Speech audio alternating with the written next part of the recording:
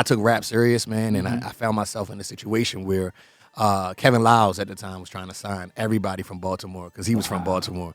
And I found myself in the same mix, man, of facing that. But they were trying to get me to leave the people I had. It was like a secret type, you know what I'm saying, and walk away. And my wife, who's actually here with me in the back, she's the one I called and told her about the deal I had. Okay. We were still friends at that time, and she's like, "Come talk to my pastor about it." Yeah. I was like, "Heck no." He gonna be like, "Man, just come bring your tithes." You know what I'm saying? I was like, "Nah, I ain't talking to your pastor." Yo, what's going on? This is your man Ryan Righteous. This is the Independent Artist Spotlight, man. I'm sitting down with a legend today, y'all. I got Dee Black in the building, man. We're gonna talk about the new album, Above All Else, coming out very, very soon. We're gonna talk about the roots, man, and how he walked away from Def Jam at such an early time in his career. Let's get into it. This is your man Ryan Righteous in the Independent Artist Spotlight. Let go. Man, joining us today, man, we got Dee Black in the building. We also got a guest in the building, Will Thomas, the extraordinaire. What's going on with you, fams? How y'all doing? Doing good, man. It's early in this morning. I was up late last night working on Dee Black stuff because he's a slave driver. Yes. And you know what? I'm going to say this for everybody. He's supposed to give me a T-shirt for all my hard work, man. I done put in like thousands of hours, and he has not brought my T-shirt. I'm very disappointed. Yeah, that's how you keep. In fact, can y'all see his T-shirt real quick? And Ryan got one too. I got one on. Let me see. Yeah. This is amazing, man. Beautiful, The man. material feels great. What do they call it? Is this the raised? Yeah, it's like the raised material. The raised Let material? Will feel it. Yeah. Yeah, let me. Oh, I'm jealous of that, Oh, Yeah, that's a great clip right there. You're gonna clip that one. It is. It's good commercial, man. You're definitely gonna be able to sell some more shirts with it's fire. with me getting beat up for it. For sure. Man, but what's been going on with you, bro? Oh man, I'm so much, brother. Right now, I'm working as a juvenile justice director, man. So I'm working with young people in the juvenile facilities, as well as outside of the facilities, doing discipleship with them, and I'm actually planting a church at the same time that I'm dropping a new project and songs. And man, God is just. Some people use the word busy. I use fruitful. You know what I mean? I'm being fruitful right now. I like that. Yeah. We talked earlier in the year, man, and you told me about everything you had going on at one time. I was amazed. But it has been a culmination of so many different things that you've accomplished over the years, bro. Talk about the early days, man. Like just getting started from the life you had to leave behind to where you are right now. Yeah, man. Sheesh. Starting in Baltimore, you'd have to go all the way back there, man. And every time you bring up Baltimore, the first thing people say, "Was The Wire real?" And I'm like, yeah, I actually knew some of them guys, man. I tell people the guy Omar, man. I was his babysitter. My babysitter was his sister. Oh, wow. So I actually knew Omar, man. Oh, that's crazy. Yeah, I remember beating my uncle up one time. Wow. So some of those things and stories I lived, and that kind of shaped me musically. So I was doing some crazy things as well. And yeah, man, I was into the scene of the music and you know, it was crazy because there wasn't a lot of good. I ain't gonna say a lot of good artists where I was at, but a lot of them was drug dealers who just became rappers, basically. Okay. But I took rap serious, man, and I found myself in a situation where Kevin Lyles at the time was trying to sign everybody from Baltimore because he was from Baltimore, and I found myself in the same mix, man. Of facing that, but they were trying to get me to leave the people I had. It was like a secret type, you know what I'm saying, and walk away. And my wife, who's actually here with me in the back, she's the one I called and told her about the deal I had. Okay. We were still friends at that time, and like, "Come talk to my pastor about it." Yeah. I was like, "Heck no." He gonna be like, "Man, just come bring your tithes." You know what I'm saying? I was like, "Nah, I ain't talking to your pastor." But I reluctantly called him, man, and his words were, "What about your soul?" Yeah. And I was like, "Oh, let me tell you what's crazy." I was like, "My soul's rich." Like Like I ain't even understand what that meant, but he started to just talk to me from a different perspective, man. And I said, "You know what? Let me go talk to this man." And he looked at the contract for me, actually.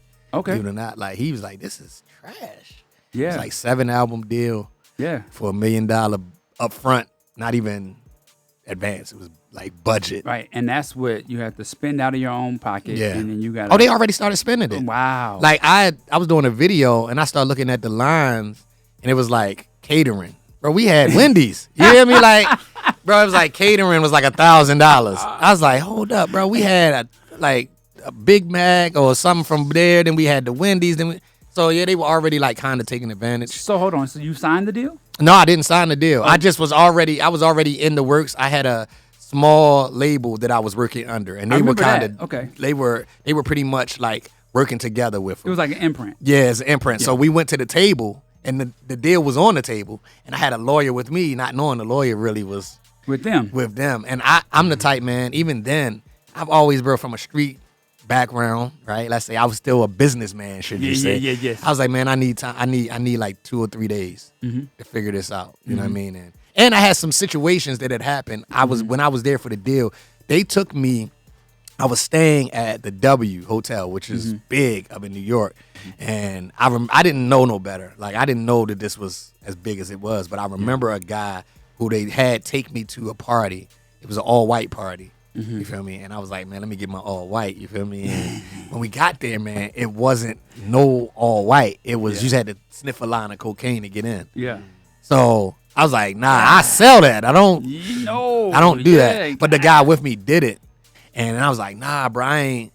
He was like, all right, man, I'm gonna get you back to the spot. So I felt like that was really like a test.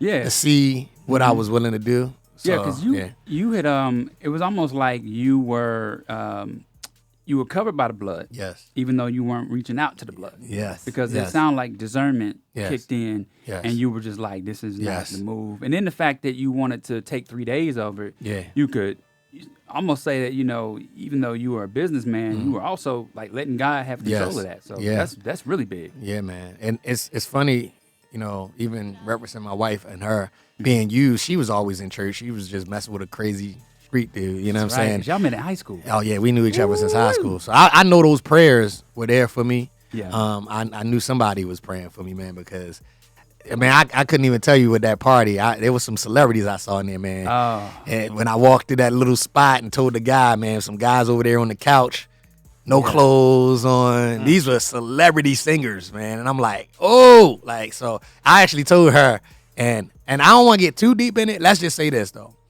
She witnessed it. I would get letters at her mom's house about trying to get me a part of things that were going on within the industry. Like it was a scary, crazy time, man. How did you get noticed with the music so early? Like I know you're a great artist, great rapper, but and you also said that you were a versatile rapper. You could do a little Busta Rhymes, you could do a little Nas, you could do whatever.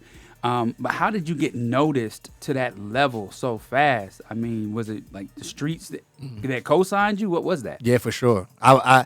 I guess in some ways at that time I was considered somebody who was supposed to be official, if that's what you want to call it, right? So it's like, I had people, man, I would have like 20, 30 people just would follow me from spot to spot doing events. They would show up. Yeah. And I didn't know some of them people. Like it was weird, man. Like, and in my city, man, we weren't known for rapping.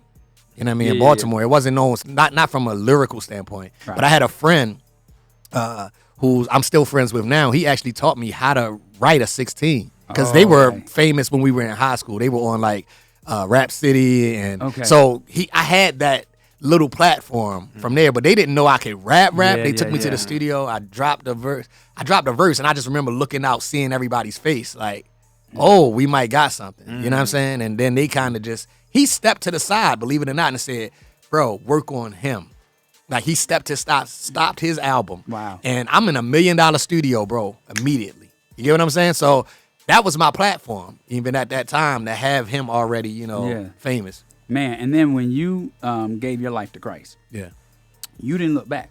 No. You just continued to go full stream ministry. And then how did the music come back into play? Yeah, I thought I wasn't going to do music again, honestly. I just got focused on God. When I say I left everything, again, my wife can attest to this, brother. I'm talking about that first year, for me, it was so deep. I didn't watch TV. I didn't listen to no music, no secular music. I was in the church consistently. I was literally sleeping at the church because we were doing some building and stuff in there. What was the transformation that drew you in? Because I feel like people definitely need to know how the workings of the spirit, how it comes into your life. But what was it that just had you so gung-ho where you were just like, man, forget everything I knew from my past. I'm following this guy that died on the cross for us. Yeah, that first, I remember visiting. My wife invited me on a New Year's Eve to church. And I was like, whoa. But I was sick, believe it or not. I was sick. So I said, you know what, I'm going to go to church. I ain't got nothing else. I ain't going nowhere else. And I just laid on the altar. They probably thought I was like praying. I was sick, right? But, man, I just heard, I remember hearing the word and I was like, bro, he's talking to me. Like literally, I know he's talking to me. This is like, it wasn't no big event that happened that made me say I'm going to walk away from. I just knew God was talking to me in that moment. And that first, I want to say probably month, I think they were doing like a fasting and prayer thing, right? And I said, you know what, I'm gonna do it too. And they were praying at the church like at 12 p.m., something like that every day. And at the time, I didn't have no job because I had just left the streets. Yeah. You know, so I was giving all my money to the church. I was like, you know what, bro? If I'm going to go, I've always been this way. If I'm going to go do something, I'm going to do it 1,000%. You get what I mean? And, man, through that month of praying, fasting, I was in my word consistently. I was dedicated to, just doing whatever it is God wanted me to do, man. And I remember a pastor told me, she said, man, you jumped full speed into God and God jumped full speed into you. That's really what it was. I submitted fully, man, and God did the rest. That's big, man. That's really big.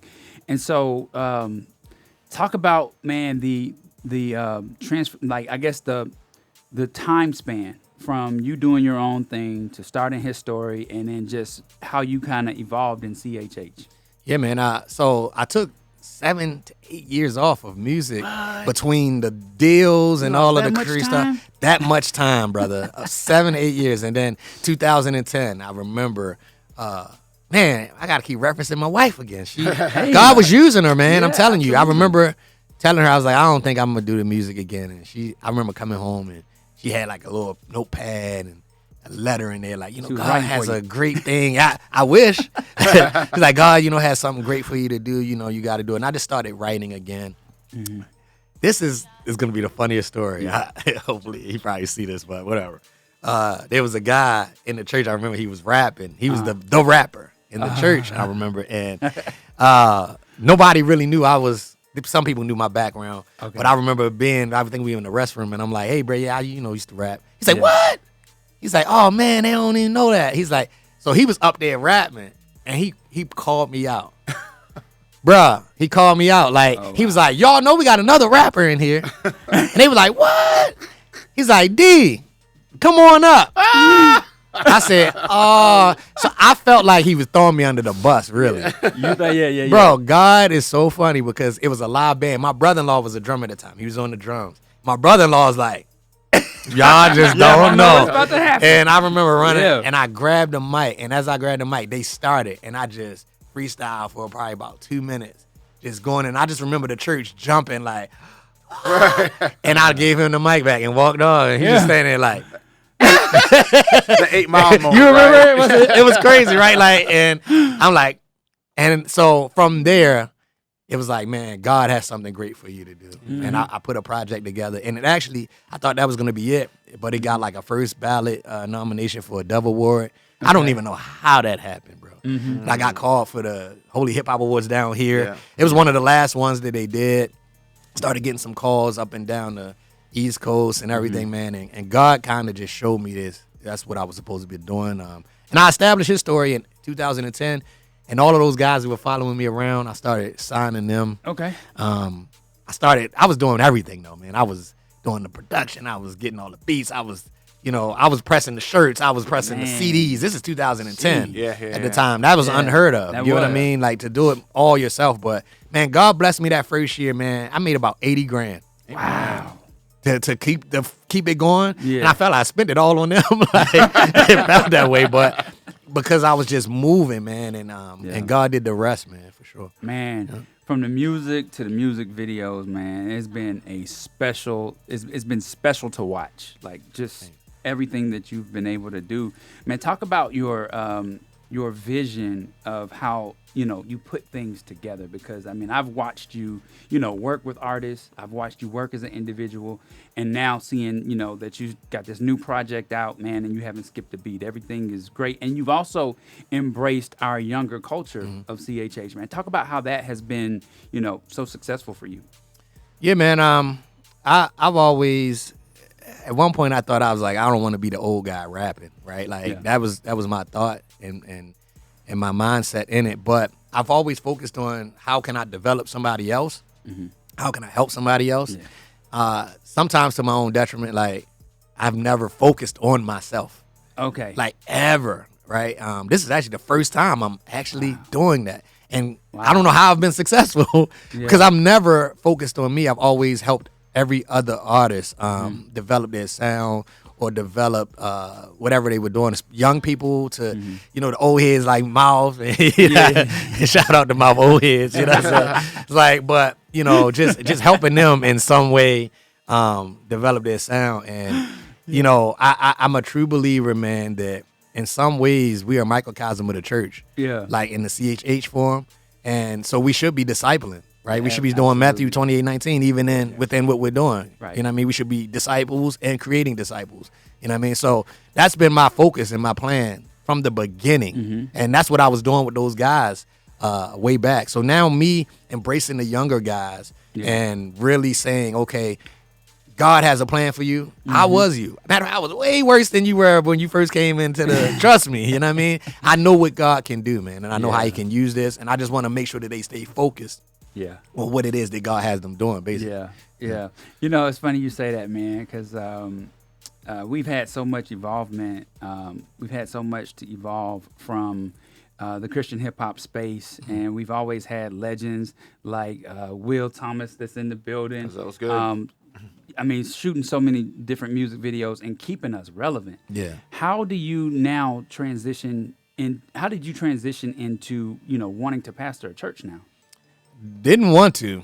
That's the first thing. That's the crazy. Yeah, God has been really pushing me, and I've been like nudging the push. You can't fight with God though, right? Like, right. And so, you know, I was on staff as a pastor. I've been a pastor, man, most of my life. Even as a young man, I came into the ministry fast, and God like sped me through where there were pastors that I was like discipling, like mentoring, you know, pastors. And I'm talking about before I was even a pastor. There were pastors like, so where are you a pastor at? And I'm like, I'm not a pastor, sir. I'm a minister. You know what I mean? But so now I was really disobedient, bro. I was so disobedient. And in that disobedience, there were things within myself, like it looked outwardly like things were great, but within myself, I knew like I'm not where I'm supposed to be. I'm not doing what I'm supposed to be doing. I'm not fully utilizing my, you know, my gifts and all of these different things. And it's crazy. Like, I want to say sometime maybe early last year, I started to really feel like, okay, this is what I'm going to do. And this year I really made the decision. And it's funny because even the project that I'm doing is based around all of that. Okay. And my main thing I always say now is like, I was delayed, which was disobedient. You know what I mean? Delayed obedience is still disobedience. And this is a result of it. Now, what you're seeing and what you're going to see is God saying, okay, now you're in place. And it'll move. Things start to fall in place the way they're supposed to, including Will Thomas and, you know, helping me do all of these things and the relevancy and to be able to write and express from a different perspective. So, yeah, man, I reluctantly... This is obedience that you see. I still can't say I'm just want to do it, right? But I'm excited to do it because I know that God has a plan that he's in it, and I'm trusting him. I feel like this is going to help a lot of people. How do you know when you're being disobedient? What does that feel like? What does that look like? Because I did an independent artist spotlight with an artist. Yeah. And he was like, I was driving home, man, and the Lord told me to ask you, man, have you ever thought about preaching? You ever thought about starting a church? And I just left him on red. I was like, that sounds like something I would do. Yeah, I'd leave him on red too. I don't, you know what I'm saying? The Lord hadn't told me anything like that. And pray that he doesn't, man. My dad was a pulpit preacher. Right. And it's just something about it that I don't have deep words to go into. Like, my brain is like short term. Yeah. It's always been like I will read something, I'll apply it, and then you ask me about it 3 days later, I'm gonna give you a very small summary of, and I do it on the show a lot too. Like man, on Trackstarz, man, James, those guys, Sean, they'll go so deep. I'll give my little 2 cents and be like, sit back, done. I'm off the mic. And so, what does that look like for people that don't know what the disobedience in God actually looks like? Yeah, it's a lot of times, like you said, you'll see it. You'll literally, God will send you so many different angles, right? Like God is so well-rounded in how he is with his word, right? Like you can start to go into the word of God, right? And see a scripture specifically. Yeah. Okay, this is what, God is saying to me through his word. And then someone will come and say, oh, and you'll be like, hey, that's that word again. And then a situation will come and you're like, how do I apply this word? Yeah. And for me, I can't speak for anybody else as far as what the disobedience looks like, but God kept bringing it back to me all the time because what we're always doing is trying to find what's next. Okay. God, what do you want me to do? Okay. What I told you to do first. And so God kept bringing me back to, even as a kid, my parents would tell me, we didn't do church. Yeah. I didn't even know what church was. I never touched the Bible till I was maybe 20. You understand? So I would say as a kid, I'm going to preach one day. Wow. I would tell my mom this because my godmother would go to church and she took me here and there, but I told her that on my steps at my house when I was probably about 12, I had a friend who was in church. He was preaching at like 12, 13. I never went, but he was like, man, we got a little club we're going to start in the neighborhood. And we started our little church. I still don't even know what church is. On my porch. Yeah. We had chairs. He was the preacher. I was the deacon. The other dude was the deacon. My mom let us do it. I didn't even know what we were talking about, right? But we were doing it. We built a clubhouse. We took dues. We got money. We had carpet in there. We had a collection. Bro, it was crazy, yes. Like, we rented a school bus and took the kids in the neighborhood to a park. Like, we were doing all of this stuff. Wow. So I was already walking in it, fam. Like, now fast forward, this gets crazy. That guy at the church I wound up being at with my wife was a pastor when they walked in. I realized me and that other guy was deacons in that church. Oh, wow. Bro, you can't make this up. You can't make this. Me and him weren't even connected. Yeah. We came back and wound up in the same church as two deacons. And one day we standing with the guy who's a pastor now, has his own church, and we're talking, and we both, all three said, bro, do you realize? Yeah. And that was years ago. So God had already, the music was preaching. Yeah. First time I preached, bro, the mic felt so heavy. I remember this like yesterday. First time I ever preached in my church, I picked up, and that felt like the mic, I dropped it almost. Because I knew the stuff I had been talking about and doing in the music was so bad, I was leading people in the wrong direction. And now here I am about to, the weight that was coming with that. So all my life, God had been showing me the direction, and then impressing it upon me. And I just like, no, I don't want to do it. Do you think people get their calling with their disobedience or their calling with God mixed up with what they believe to be spiritual warfare? Yes, wow. I do. I do believe that to be the case because a lot of times the disobedience is self-inflicted. Spiritual warfare is out of your control. Exactly. That's principalities. That's things we don't see that are happening in our lives. And if you can put your hands to it, then you understand there's a difference. It's like certain things you can't control people. Right. You can't control. Only thing you can control is yourself. Right. That's it. Right. So if you can control the situation within yourself and your decisions and things that's not warfare. I get that. You know what I mean? That. You're basically saying like not practicing active sin. Right. You know what I'm saying? Like exactly. Deliberate sin. Deliberate. Got you. So man, how and when did you decide to partner your vision with Mr. Will Thomas over here? Man, again, I didn't want to. This is disobedient. I was disobedient. No, I'm just kidding. Disobedient. That's funny. No, so it's funny because I've seen Will's work over the years. Yeah.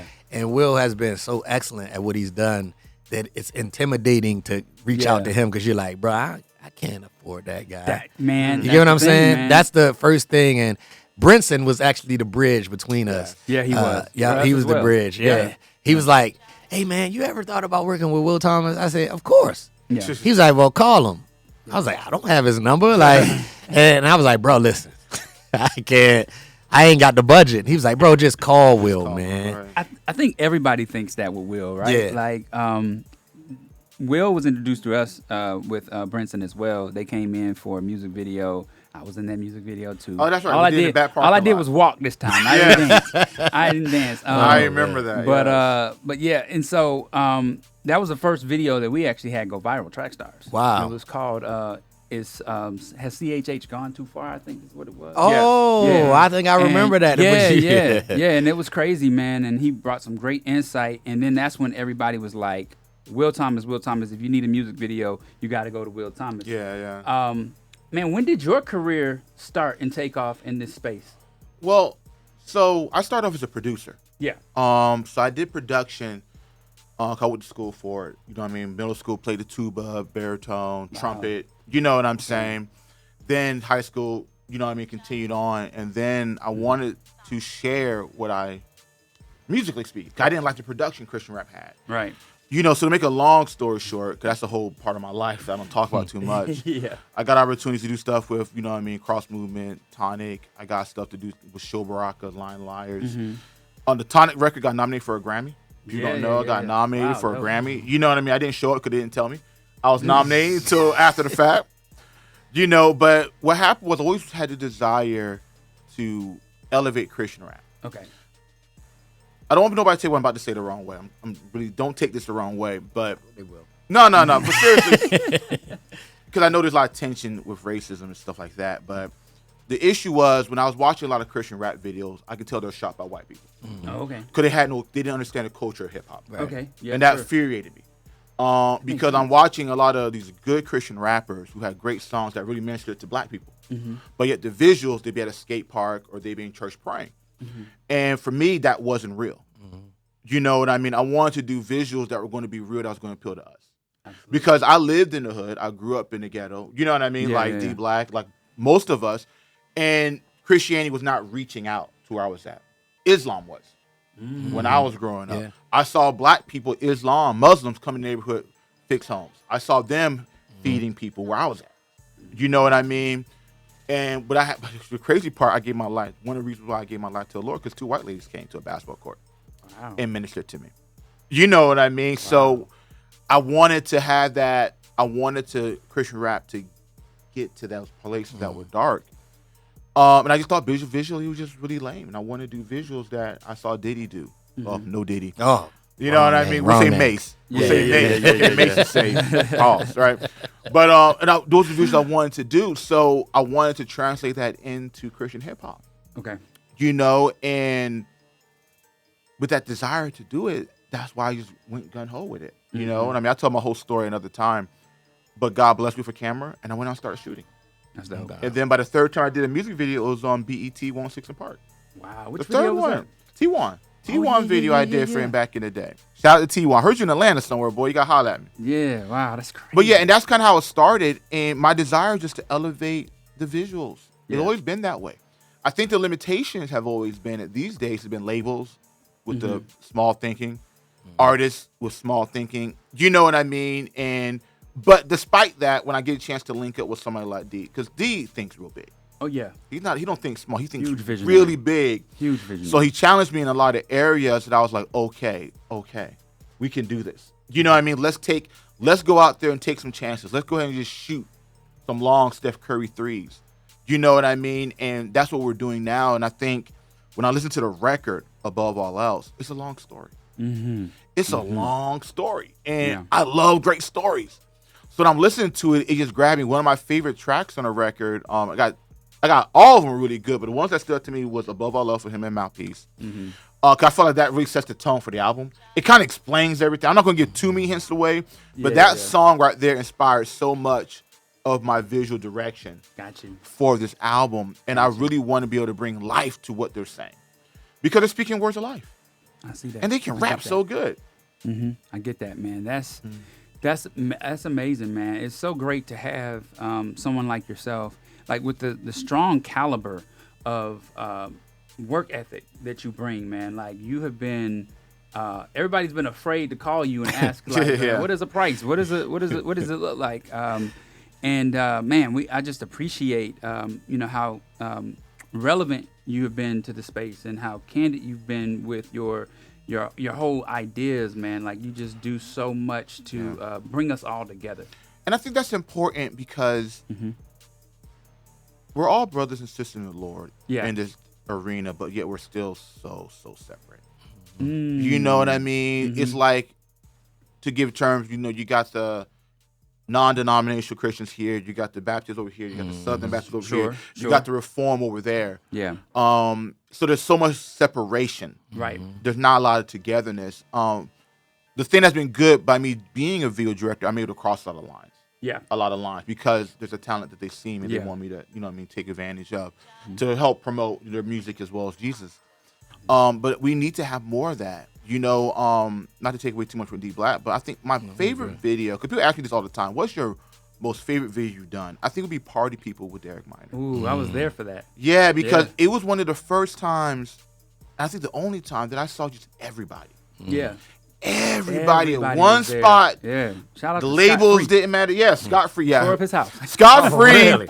Yeah, don't remind Scott. I'm with Free. Scott right now. I'm at Scott's house. Right. While I'm here. Yes. Scott still talks about that. Man, I still find confetti years later.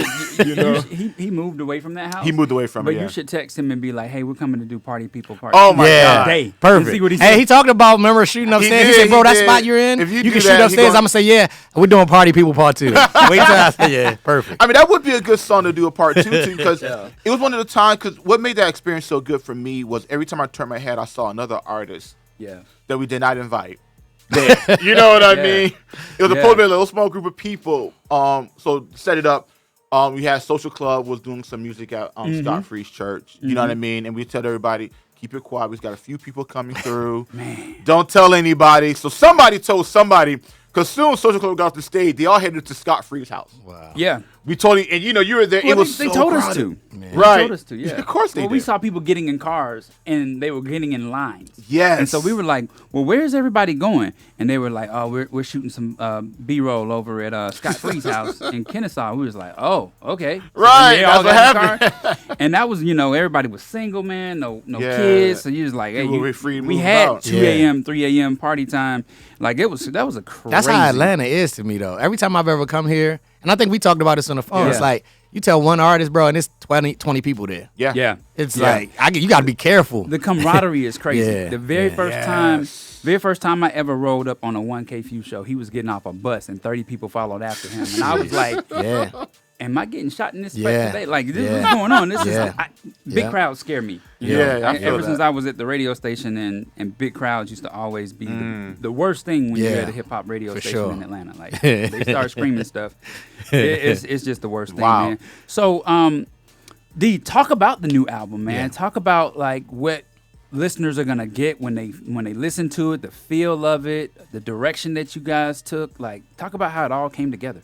Man, I can say this is the first time. When you say talk about the new album, if anyone can see my face, it's just a smile comes to my face, man. Like, because, like I said, this album is telling the story of what it looked like from the beginning to the disobedience to overcoming that, and it's fully a story, like Will said, from the beginning in the first intro song.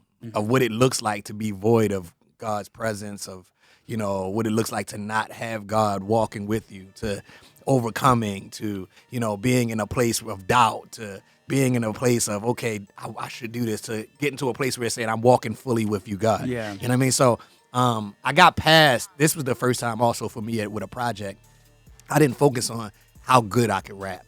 How all these bars got to be this. It was like, okay, what do you want me to say, God? Like, what story do you want to be told? Here I am. I'm his story, right? Like, what do you want me to say, and how do you want me to say it, and how do you want me to convey it to people? And I was specific, I was direct, and I was focused on making sure that story was told. Sure. Throughout this whole project. So I'm so excited. Like, man, I've never wanted to, like, I don't like self-promotion. I don't like any of those things. Yeah. But I know that this project like I've already gotten messages from just the song I dropped, the Too Late with Scooty. Bro, I got a message the other day from another artist, and he's like, bro, I was going to the gym, and I sat in the parking lot, started listening to that song, and it was 10 minutes later, I kept listening.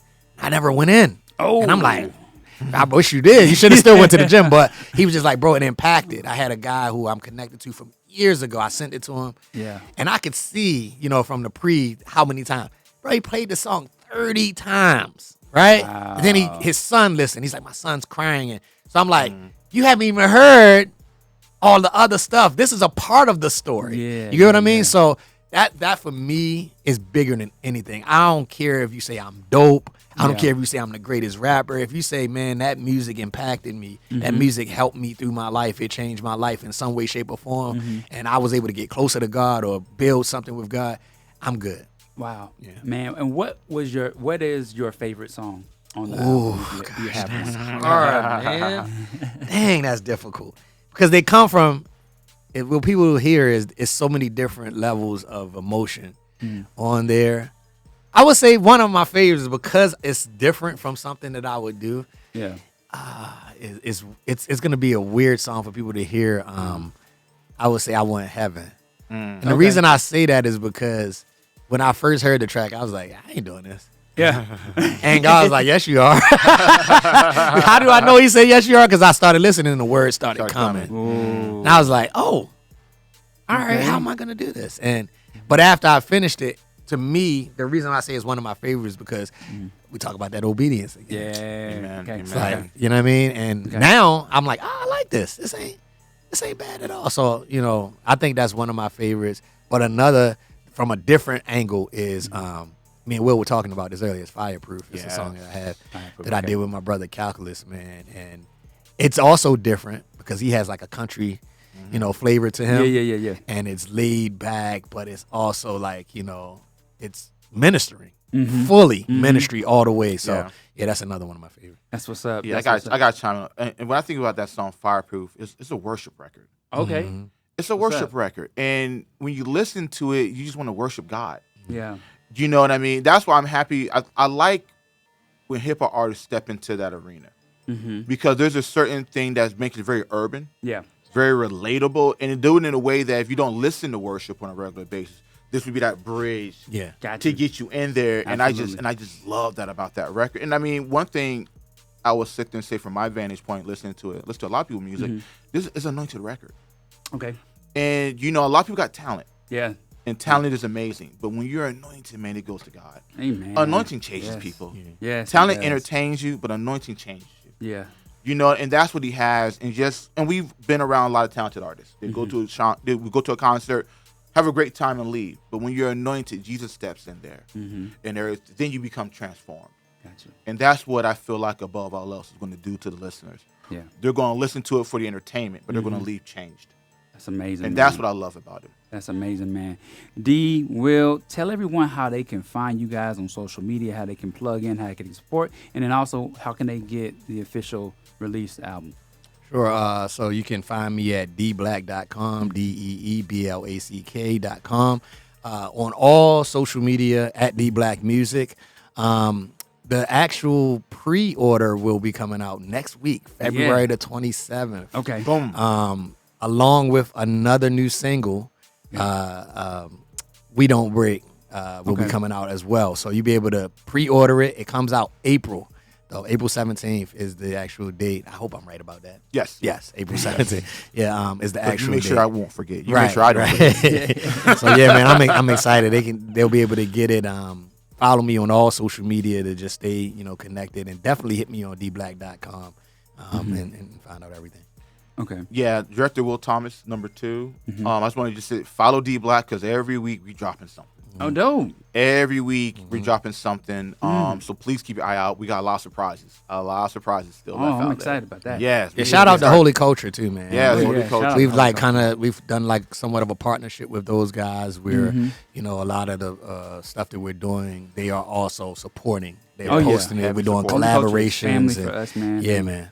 And thank you for the spins, Holy Culture. Keep it going. Keep it going. Praise God for that. Yes, for sure. That's helping pay Dee Black and Maya's rent. And us. Good Keep stuff. spending it. Good stuff. All right, man. Well, listen. What can I say, man? But Dee Black's in the building, man. We had a great conversation. I can't wait for you all. I'm so glad if you're watching this, you stay tuned to the very end. Hopefully you got something out of this, man, that will move your spirit and get you going in the right direction. And make sure you check out the full album, man, when it releases April 17th, man. Above all else, man, make sure you do that. This is your man, Ryan Righteous, the Independent Artist Spotlight, and we're out. Peace. That was awesome, fellas. Yeah, good. That was awesome, Good, man. good, Thank good, you, good, thank you, good. thank you. Look, I know you talking about. Yeah, that was good.